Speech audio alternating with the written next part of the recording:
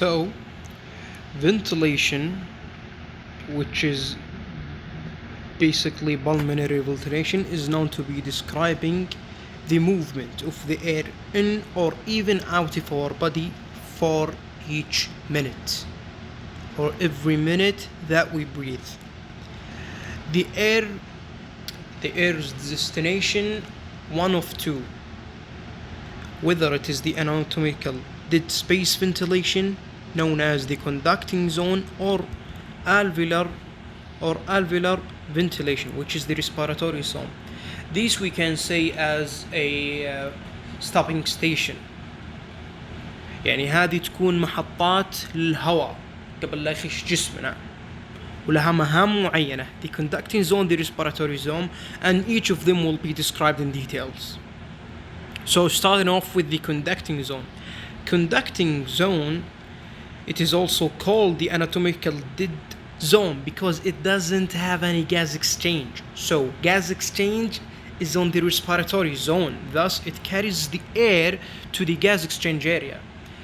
يعني أول شيء محطة التوقف conducting zone هذه وظيفتها هي يعني مو انها تسوي الجاز اكسشينج، لا انها تحمل الهواء الى المنطقه اللي يصير فيها جاز اكسشينج.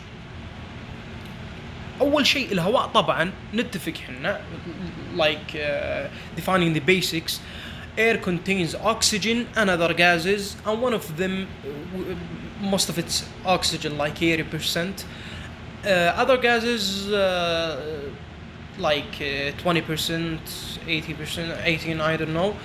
One of them is carbon dioxide. Okay, so the first air will stop in the conducting zone. No gas exchange will be done, only carrying the air to the respiratory zone. And the functions of the conducting zone, since it is the first station to stop in, the air must be filtered, warm to be suited with the body temperature and convenient for your body, and the humidified air. It includes the يعني أول شيء الأير لما يمر على organs. أول organs يمر عليهم, these are the conducting zone organs: nose, pharynx, larynx, trachea, bronchus. Then we will shift to the respiratory zone, in which the gas exchange will occur in this zone. هذه اللي هي ثاني محطة توقف. It's known to be the region that is meant for gas exchange between air and blood. It includes the bronchioles, alveolar sac, alveolar ducts. Once you move from the nose to the bronchus, then the remaining organs are for the respiratory zone, meaning the first stop for the conducting zone and the second stop for the respiratory zone. This is how I understand it. Complications of ventilation. Hypoventilation occurs when the ventilation is inadequate to perform needed gas exchange, which is the one of the respiratory system functions, and it will be discussed later.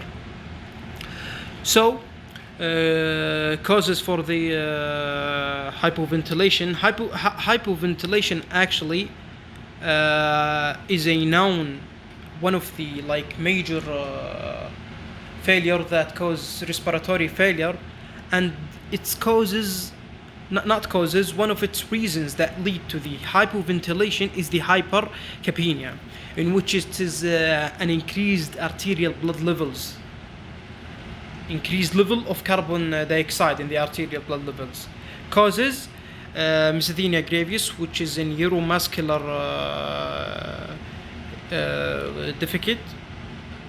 Emphysema, which is an obstructive lung disorder.